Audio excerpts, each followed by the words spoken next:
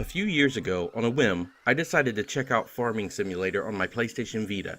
I wanted to see what all the rage was about with the series, why it was gaining some serious popularity in the sim scene.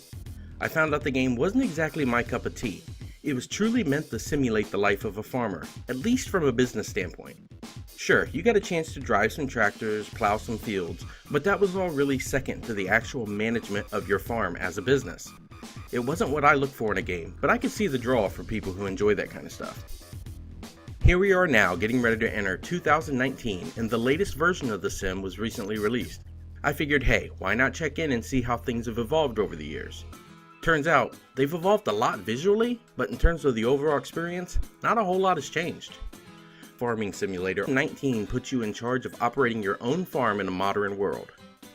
There are plenty of options to get you started, whether you want to start with an existing farm that's already up and running, or if you want to literally build things from the ground up starting with nothing. It all really depends on your familiarity with the game as to where you want to begin. Soon you'll realize though that being a farmer isn't all fun and games, which is kind of ironic considering this is supposed to be a video game that you enjoy. More than a farming sim, this is really a business sim.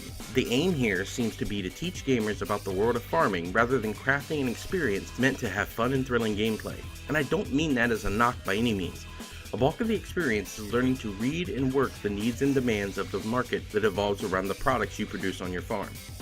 Although even the market depicted in the game seems random and unpredictable most of the time. Sure, you'll do your fair share of tilling and plowing fields, but this is all a means to raise more funds in order to grow and expand your business on paper. Visually, the game can look great at times, at least when things are static. Unfortunately, the physics that go along with those visuals don't really sync up in terms of their quality. Once you start interacting with the world, things get a little weird.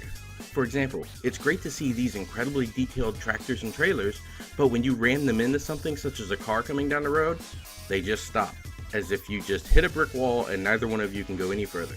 That's it. No damage, no reaction, everything just stops dead in the tracks. The same thing can be said for the environmental details, such as the swing set in your backyard.